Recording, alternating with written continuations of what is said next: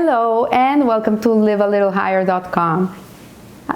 This week we will start celebrating the beautiful holiday of Chanukah. Chanukah is one of the holidays that will be still celebrated when Mashiach comes. Chanukah and Purim, which are two holidays that are not part of the Torah, they happen, these days happened after the Torah was given, and they actually contain so many messianic teachings, the two holidays, and we celebrate them because it was times of a lot of danger for the Jews, both Chanukah and Purim, and the Jewish people were saved. And because we were saved because of big miracles, we will continue to celebrate these two holidays in the times of Mashiach. So in Chanukah, the mitzvah is to light 8 candles in the menorah. It's a menorah that contains 8 days. We celebrate it for 8 days, and every day you light 1 more candle. So this is according to Rabbi Hillel, that Beis Hillel, that the first day you light 1 candle, the second day you light 2 candles, the third day you got 3 candles, opposed to the ruling of Bet Shammai, who he said that to light the whole menorah the first day, and every day you would light 1 less. And why is this? Because in Judaism, we never take out, we always add. And the whole concept of Chanukah is that we should be adding light to the world, not taking away light from the world. So taken in this context, the first 2 letters of the word Chanukah, which are the Het and the Nun, represent the 8 candles of the menorah. But the miracle happened in the Beit HaMikdash, where the menorah only had 7 branches. Nevertheless, because of the miracle which occurred on Chanukah, which was this menorah that was lit in the temple, in the holy temple, the second Beit HaMikdash, the miracle was that the lights were shining for 8 days. And that's why we light the 8 candles, because every day that you light represents one of these 8 days. So this is the difference between the menorah in the Beit HaMikdash, the menorah that the Kohen Gadol used to light. He used to light it during the day, and this menorah would shine its light out to the world. It was lit inside of the temple. The menorah that was lit after the miracle of Chanukah, which the sages instituted to be lit every year, that menorah was lit outside of the temple. It was in the courtyard of the temple. It was lit outside, and it was lit at nighttime. So the Al Hanisim prayer, which we are saying thank you Hashem for the miracles, relates that on Chanukah God delivered the mighty into the hands of the weak, and the many into the hands of the few. We know that the Hasmonean was this little army, the Maccabees, it was a small army, were very few people, and they were fighting against this huge Greek army. And by miracle and miracles and miracles, they conquered the Greeks. So we see that the natural sequence of events at that time should have caused the Jewish people to experience great fear of the powerful enemy. But since the confrontation hinged on the question of whether Jews should live according to the Torah, the Jews were not afraid. They were ready to sacrifice their lives and to fight for God's will. And in the end, they were delivered from the hands of their enemies, and the many were conquered by the few. So there's many lessons that we can learn from this, from the Sihas of the Lubavitcher Rebbe, Menahem Mendel Schneerson of blessed memory. We get a lot of beautiful insights, and I'm going to share some of his insights. So one of them is that the lesson for us is very clear, and it is that when a Jew faces a problem in living according to the laws of the Torah and the mitzvahs of God, he must take a lesson from how his ancestors acted. So we know that in Chanukah, they didn't want to eliminate the Jewish people. This was not that anti-Semitism like we have today. Today, the anti-Semitism of today is it's genocidal. They want to get rid of the Jews from the world. They want to get rid of us. This is like the same that happened in the times of Purim, that there was a decree to kill every Jew that there existed in the land of Shushan from Persia in those days. All Persia, which was from Iran to all Africa, it was a huge amount of land. And there was a decree that on a certain day, I think it was the 13th of Adar, all the Jewish people were going to be annihilated. The anti-Semitism that we experienced during the times of Chanukah with the Greeks was a different type of anti-Semitism. They didn't want to get rid of the Jewish people. They had no problem with the Jew. They had problem with the Torah, because the problem was God. They didn't want to live in a society where they had to be reminded that there was a higher being, that there was something bigger than them. And so the lesson that we derive from this type of anti-Semitism is that the Jew has to keep the Torah no matter what. It doesn't matter if they want to kill us or they don't want to kill us, if they allow it or they don't allow it. I know there's many places in Europe where they're banning circumcisions and they're banning kosher food, kosher meat. And this, what it's telling us, is that we must never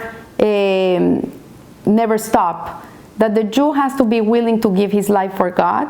And from the teachings of the Alter Rebbe that we learned from the Tanya, he says that the Jew has the ability to give his life for God. If they tell us, convert or we'll kill you, like it happened in the Inquisition, Jews that were not even religious were willing to give their lives for being Jewish people.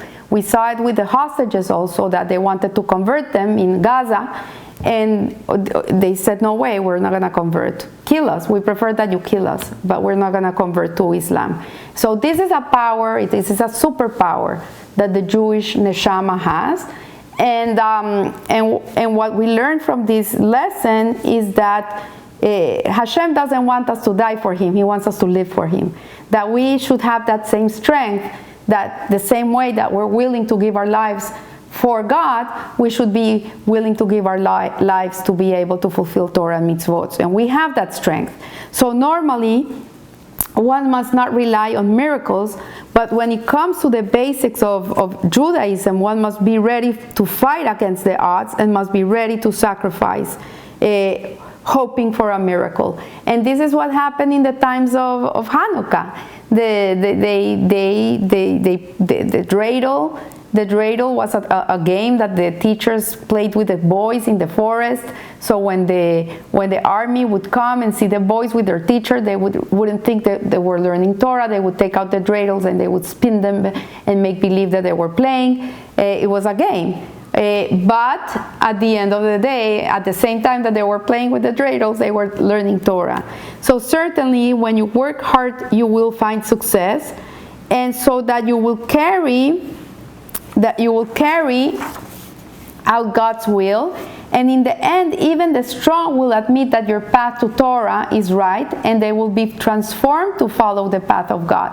I saw this week, crazy, in an Instagram post, that there's a rabbi that's talking about marriage in Instagram, and he had a whole amount of neo-Nazis learning from him, and they were commenting on his page like, wow, this is wisdom, this is... Even the worst, the haters, the people that hate us the most, will be transformed by the Torah. And so this will serve as a preparation for the time when the matters of Judaism will be increased even more. And at the time when the Beit HaMikdash, the temple, the holy temple stood, at that time the Jewish people had peace and tranquility. In the times of Shlomo HaMelech, during the first temple, there were many blessings for the Jewish people until they started misbehaving. So it says that in the future there are also a lot of blessings that are waiting for us in store. So now, however, the power of the many or the strong who oppose the Torah is not supposed to cause any failure. On the contrary, and purpose is to raise the Jew above the level that he has attained and at that time when the Beis HaMikdash stood. So right now we're going through this anti-Semitism where the Jewish people are being threatened. They're pulling our mezuzahs from our doors. I saw last night that in Canada there's a place where older people live, and someone came and vandalized them and took out the mezuzahs from their doorpost.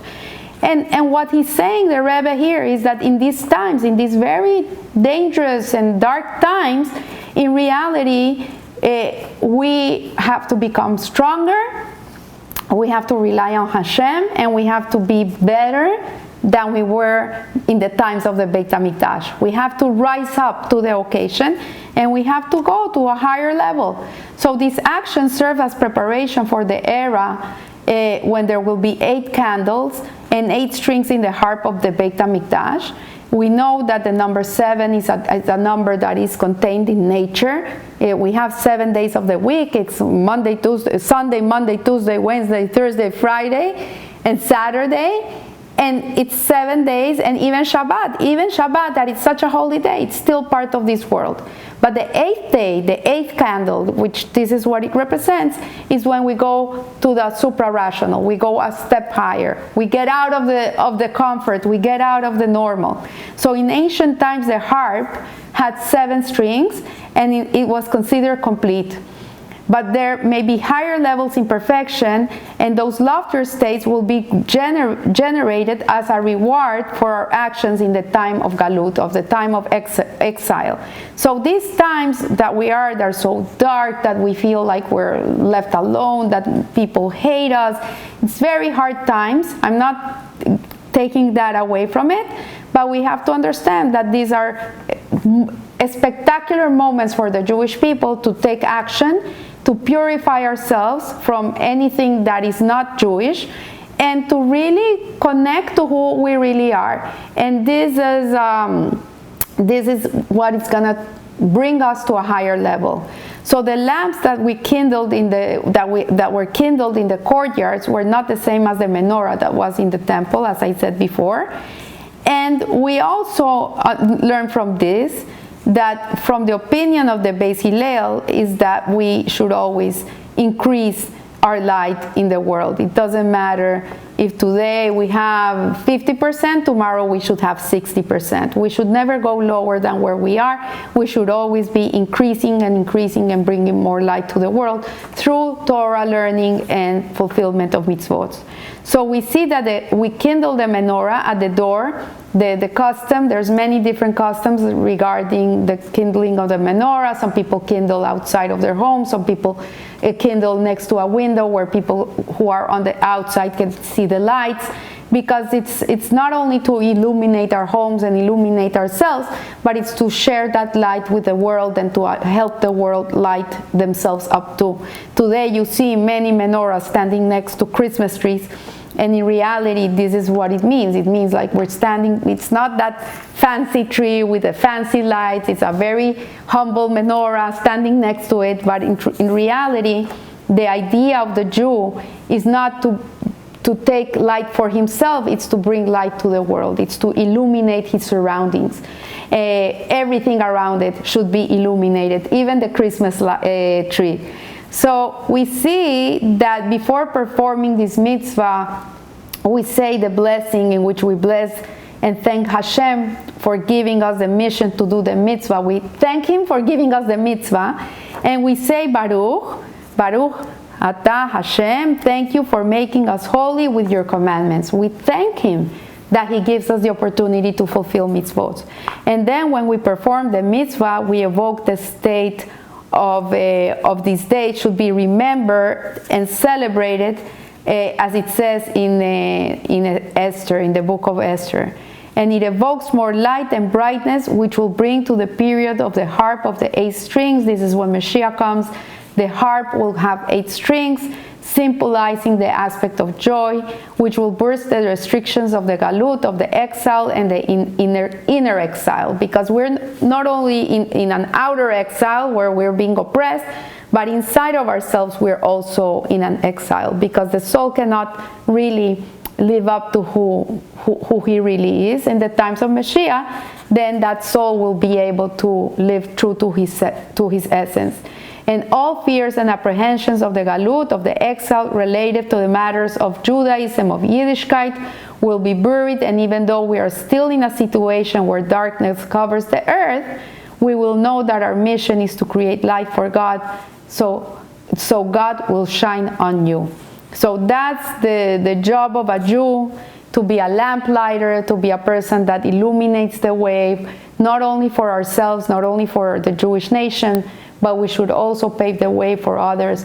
I remember at the beginning of the war, there was this guy, I don't remember his name, but he was always interviewing people that were against Israel, that were anti-Semites. And he interviewed this man, this Muslim man, in his interview. He lives in New York, and he works in an office. And he asked him, "Do you know any Jews?" And he said, "Yes, I know Jews. They work in my office too." And he says, "Why do you hate them so much?" He says, "No, because they're so they take over, and they're so overpowering, and they take over the world, and this idea, this libel, that the Jews control everything." And the man said to him, "Okay, but instead of hating them, why don't you learn from them? Why don't you take what their discipline, their resilience, learn from them, learn from the Jews. The Jewish people are here to learn, to teach to the world how to be a better person. And in that way, the whole world will become a better place. We cannot do it alone. We need everybody. So the Jew is here to light that candle. We're the shamash. We're here to light your candle, to light everybody's candle, not only our kids, our homes, our family, our community, our big Jewish family all over the world, but we're here to illuminate the world. So I want to leave you with this idea that whoever you are and whatever you are and wherever you are, that you should always think that you're a candle, you have the light of God within you, and that your job in this world is to light someone else up. Just as Yosef Hatzadik in this week's parasha, he's in the dungeon, he's in the jail, and he's oppressed, and he's in a very bad situation. Nevertheless, he always looked at how to lift up other people and sit there and smile at them and make them feel good and tell them how good they are. This is our job. My job, your job, everybody's job. So wishing, hoping for a beautiful world that is awaiting all of us. And remember, live a little higher, and happy Hanukkah. Thank you.